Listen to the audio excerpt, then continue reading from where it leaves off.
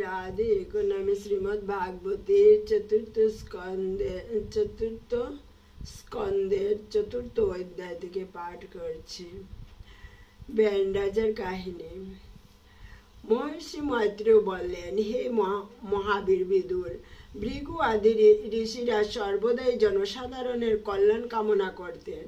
যখন তারা দেখলেন যে রাজা অঙ্গের অনুপস্থিতিতে জনসাধারণের হিত সাধন করার মতো কেউ নেই, তখন তারা বুঝতে পেরেছিলেন যে শাসক না থাকার ফলে মানুষেরা স্বাধীন এবং অসংযত হয়ে যাবে।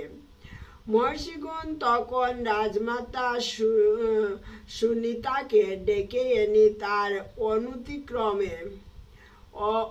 অনুমতিক্রমে বেনকে পৃথিবী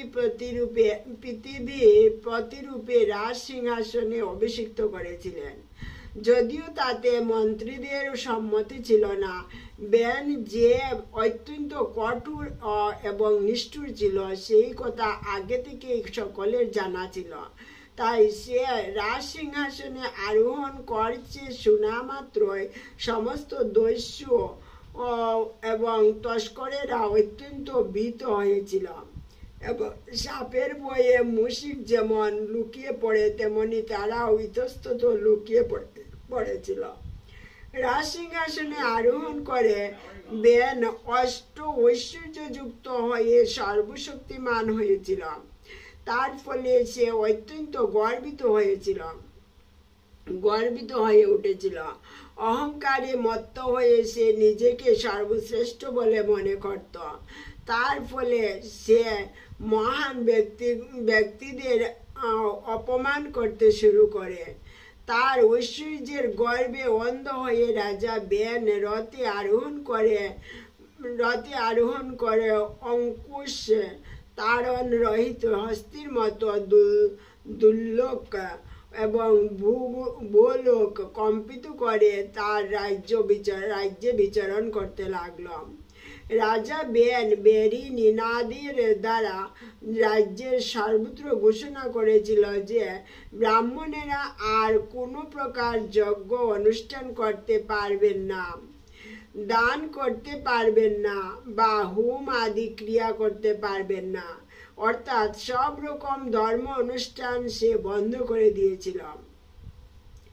নিষ্ঠুর বেনের অত্যাচার দর্শন করে সমস্ত মহর্ষিরা একত্রে মিলিত হয়ে বিচার করেছিলেন যে সারা পৃথিবীর মানুষদের এক মহা বিপদ উপস্থিত হয়েছে। তাই তারা দয়াপরবশ হয়ে নিজেদের মধ্যে আলোচনা করতে শুরু করেছিলেন, কারণ তারা স্বয়ং যজ্ঞ অনুষ্ঠানকারী ছিলেন। মহর্ষিরা পরস্পরের সঙ্গে আলোচনা করে দেখলেন যে জনসাধারণ উভয় দিক থেকেই বিপদগ্রস্ত হয়েছে। কাঠের উভয় দিক প্রজ্বলিত হলে যেমন তার মধ্যবর্তী পিপীলিকারা ভয়ঙ্কর অবস্থার সম্মুখীন হয়, ঠিক তেমনি সেই সময় জনসাধারণ একদিকে দায়িত্বজ্ঞানহীন এক রাজা এবং অন্যদিকে দস্যু তস্কর আদির মাঝে বিপদাপন্ন হয়েছিল। অরাজকতা থেকে রাজ্যকে রক্ষা করার জন্য ঋষিরা বিবেচনা করতে শুরু করলেন যে বেন অযোগ্য হওয়া সত্ত্বেও রাজনৈতিক সংকটের ফলে তাকে তারা রাজা করেছিলেন। কিন্তু হায়, এখন জনসাধারণ সেই রাজার দ্বারাই উৎপীড়িত হচ্ছে। এই অবস্থায় মানুষ সুখী হতে পারে কি করে? ঋষিরা চিন্তা করতে শুরু করলেন। সুনীতার গর্ভ থেকে উৎপন্ন হওয়ার ফলে রাজা বেন স্বভাবতই অত্যন্ত দুষ্ট। এই দুষ্ট রাজাকে সমর্থন করা ঠিক দুধ দিয়ে সাপ পোষার মতো। এখন সে সব রকম দুঃখ কষ্টের কারণ হয়েছে। প্রজাদের রক্ষা করার জন্য আমরা এই বেনকে রাজপদে অভিষিক্ত করেছিলাম, কিন্তু এখন সে প্রজাদের শত্রুতে পরিণত হয়েছে। তার এই সমস্ত ত্রুটি সত্ত্বেও আমরা তাকে এখন বুঝাতে চেষ্টা করব, তার ফলে তার পাপ আমাদের স্পর্শ করবে না। ঋষিরা বিবেচনা করলেন তার দুষ্ট স্বভাব সম্বন্ধে আমরা সম্পূর্ণরূপে অবগত ছিলাম, কিন্তু তা সত্ত্বেও আমরা বেনকে রাজসিংহাসনে অধিষ্ঠিত করেছিলাম। আমরা যদি তাকে আমাদের উপদেশ গ্রহণে বাধ্য করতে না পারি, তাহলে সে জনসাধারণের দ্বারা নিন্দিত হবে এবং আমরাও তাদের সঙ্গে যোগ দেব। এইভাবে আমাদের তেজের দ্বারা তাকে বশীভূত করব। এইভাবে সংকল্প করে ঋষিরা তাদের ক্রোধ সংগোপন পূর্বক বেন রাজার কাছে গিয়েছিলেন এবং তাকে মধুর বাক্যে সান্ত্বনা দিয়ে এই কথাগুলি বলেছিলেন। হে রাজন, তোমাকে সৎ উপদেশ দেওয়ার জন্য আমরা এসেছি। দয়া করে গভীর মনোযোগ সহকারে তা শ্রবণ করো। তা করার ফলে তোমার আয়ু, ঐশ্বর্য, বীর্য এবং কীর্তি বৃদ্ধি পাবে। যারা কায়, মন, বাক্য এবং বুদ্ধির দ্বারা ধর্ম আচরণ পূর্বক জীবনযাপন করে তারা স্বর্গলোকে উন্নীত হয়, যা সমস্ত সুখ এবং দুঃখ দুর্দশা থেকে মুক্ত। এইভাবে জড় জাগতিক প্রভাব থেকে মুক্ত হয়ে তারা অন্তহীন সুখ প্রাপ্ত হয়। হে বীর, সেই হেতু জনসাধারণের পারমার্থিক জীবন নষ্ট করার নিমিত্ত হওয়া তোমার উচিত নয়। যদি তোমার কার্যকলাপের ফলে তাদের পারমার্থিক জীবন বিনষ্ট হয়, তাহলে তুমি অবশ্যই তোমার ঐশ্বর্য এবং রাজপথ থেকে পতিত হবে। রাজা যখন দুষ্ট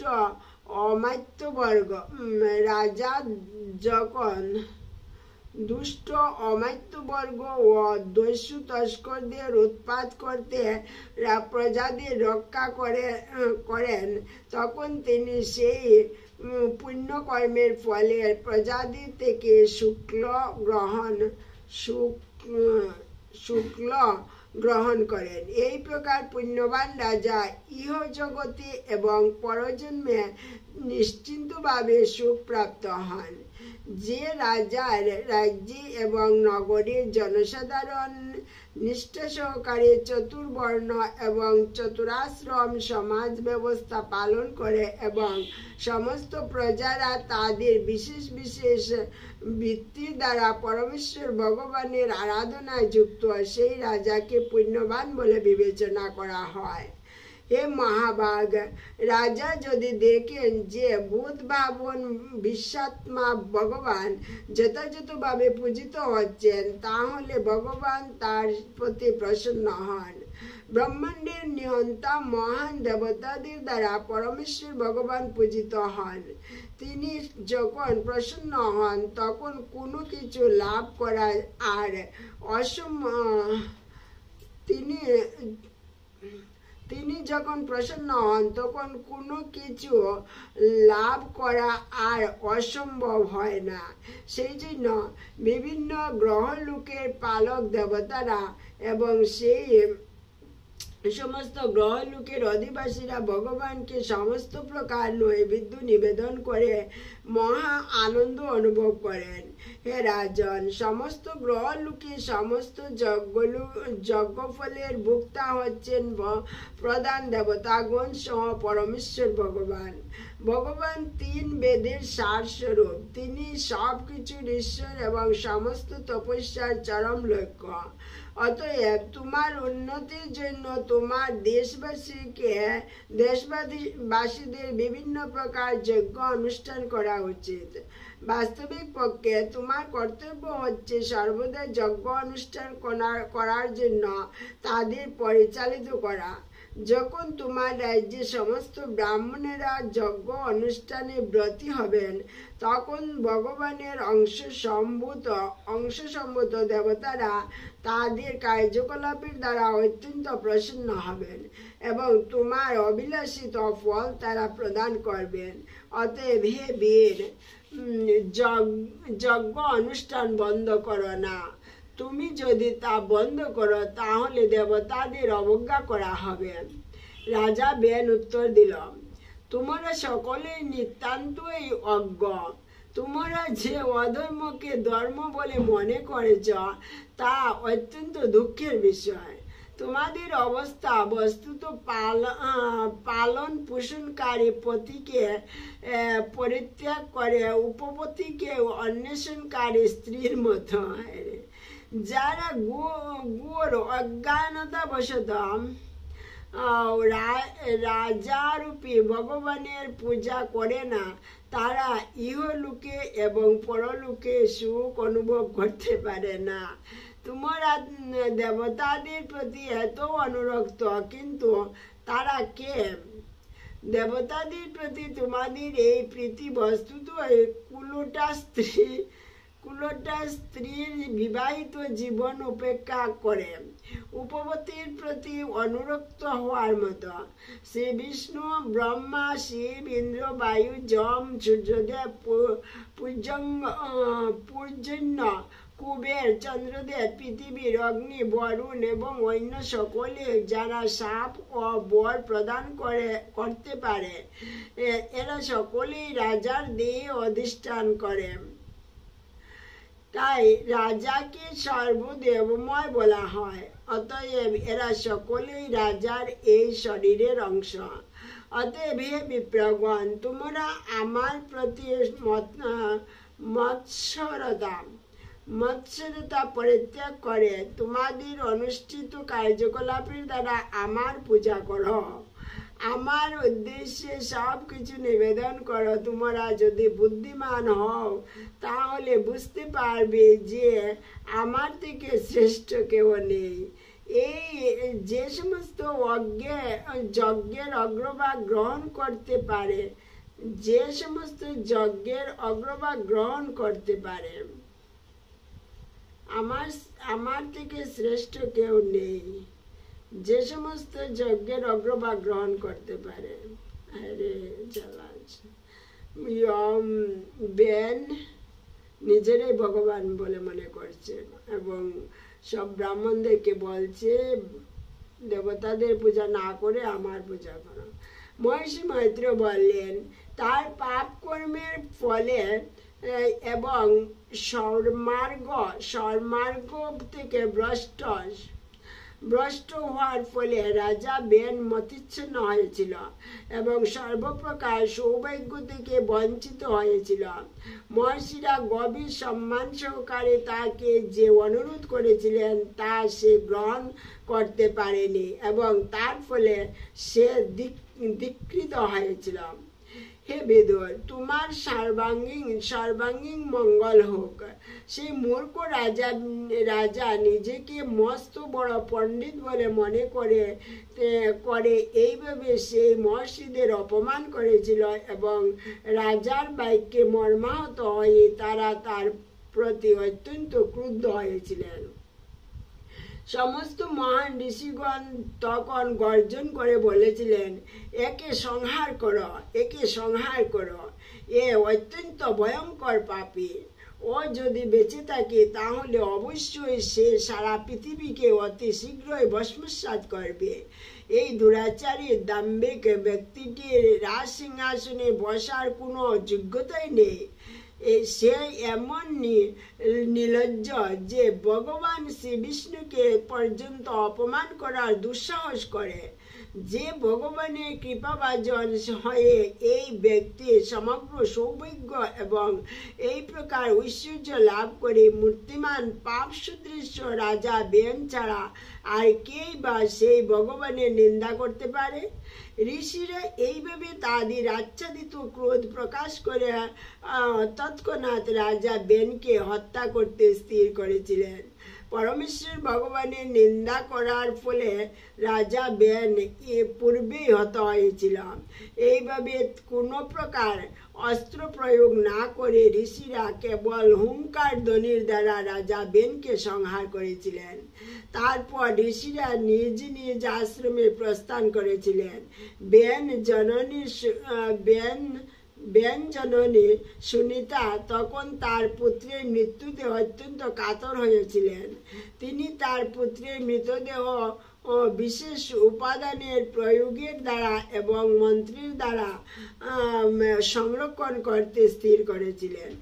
এই সময় সেই মহাত্মাগণ সরস্বতী নদীতে স্নান করে এবং যজ্ঞাগ্নিতে আহুতি প্রদান করে তাদের দৈনন্দিন কৃতক অনুষ্ঠান করেছিলেন। তারপর নদীর তটে উপবেশন করে তারা চিন্ময় ভগবানের লীলা আলোচনা করতে শুরু করেছিলেন। সেই সময় রাজ্যে নানা প্রকার উপদ্রব হওয়ার ফলে সমাজে আতঙ্কের সৃষ্টি হয়েছিল। তাই সেই ঋষিরা নিজেদের মধ্যে আলোচনা করতে শুরু করেছিলেন, যেহেতু রাজার মৃত্যু হয়েছে এবং পৃথিবীকে রক্ষা করার মতো কেউ নেই, তাই হয়তো দস্যু তস্করদের প্রভাবে প্রজারা সংকটাপন্ন হতে পারে। মহান ঋষিরা যখন এইভাবে আলোচনা করেছিলেন, তখন তারা দেখলেন যে সর্বদিকে এক ধূলির ঝড় উত্থিত হয়েছে। নাগরিকদের লুণ্ঠনে রত দস্যু তস্করদের চতুর্দিকে ধাবিত হওয়ার ফলে এই ঝড় উঠেছিল। সেই ধূলির ঝড় দর্শন করে ঋষিরা বুঝতে পেরেছিলেন যে রাজা বেনের মৃত্যুর ফলে মহা বিশৃঙ্খলার সৃষ্টি হয়েছে। শাসক না থাকার ফলে রাজ্য আইন এবং শৃঙ্খলা রহিত হয়েছে এবং তার ফলে ভয়ঙ্কর দস্যু তস্করদের প্রাবল্য দেখা দিয়েছে, যারা প্রজাতির ধন সম্পদ হরণ করছে। সেই মহান ঋষিরা যদিও তাদের নিজেদের শক্তি দ্বারা সেই উপদ্রব উপশম করতে পারতেন, ঠিক যেভাবে তারা রাজা বেনকে সংহার করেছিলেন, তবুও তারা তা করা অনুচিত বলে বিবেচনা করেছিলেন। তাই তারা সেই উপদ্রব বন্ধ করার চেষ্টা করেননি। মহান ঋষিরা বিবেচনা করলেন যে ব্রাহ্মণ যদিও শান্তিপ্রিয় এবং সকলের প্রতি সমদর্শী হওয়ার ফলে নিরপেক্ষ, তবুও নিজজনদের অবহেলা করা এবং নিজজনদের অবহেলা করা তার কর্তব্য নয়। এই প্রকার অবহেলার ফলে ব্রাহ্মণের ব্রহ্মতেজ ক্ষয় হয়, ঠিক যেমন একটি ভগ্ন পাত্র থেকে জল ঝরে পড়ে। ঋষিরা বিবেচনা করেছিলেন যে রাজস্বী অঙ্গের এই বংশ একেবারে ধ্বংস হওয়া উচিত নয়, কারণ এই বংশের বীর্য অত্যন্ত শক্তিশালী এবং এই বংশের সন্তানেরা ভগবতী পরায়ণ হয়। ঋষিরা এইভাবে স্থির নিশ্চয় করে অতি বেগে এবং এক বিশেষ পন্থায় মৃত রাজা বেনের উরুদেশ মন্থন করেছিলেন। তার ফলে রাজা বেনের শরীর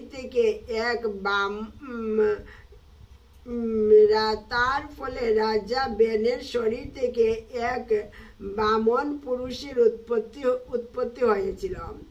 রাজা বেনের উরুদেশ থেকে যে ব্যক্তিটি উৎপন্ন হয়েছিল তার নাম ছিল বাহুক। তার গায়ের রং কাকের মতো কৃষ্ণবর্ণ ছিল। তার দেহের সমস্ত অঙ্গ প্রত্যঙ্গগুলি অত্যন্ত খর্ব। তার বাহু এবং পা খর্ব এবং তার চোয়াল ছিল অত্যন্ত বিশাল। তার নাসিকা অনুন্নত, তার চক্ষু রক্তবর্ণ এবং তার কেশ তাম্রবর্ণ ছিল। সে অত্যন্ত বিনীত ও নম্র ছিল এবং তার জন্মের পরেই সে অবনত হয়ে প্রশ্ন করেছিল, মহাশয়, আমি কি করব? ঋষিরা তখন উত্তর দিয়েছিলেন, নিষেধ অর্থাৎ উপবেশন কর। এইভাবে নিষাদ জাতির জনক নিষাদের জন্ম হয়েছিল এবং জন্মের পরে সে রাজা বেনের সমস্ত পাপ কর্মের ফল গ্রহণ করেছিল। তাই এই নিষাদ জাতি সর্বদা চুরি, ডাকাতি এবং শিকার আদি পাপ কর্মে সর্বদা যুক্ত থাকে। তার ফলে তাদের কেবলমাত্র পর্বতে এবং অরণ্যেই বাস করতে হয়। জয় শ্রী রাধে। হরে কৃষ্ণ কৃষ্ণ কৃষ্ণ হরে হরে, হরে রাম রাম রাম হরে হরে। জয় শ্রী রাধে। ব্যান রাজা ধ্রুবের বংশের এই কাহিনীটা শুনলে অনেক কিছু জানতে পারবেন। মন দিয়ে শুনবেন। জয় শ্রী রাধে। ভুল ভ্রান্তি অপরাধ হলে মাফ করবেন।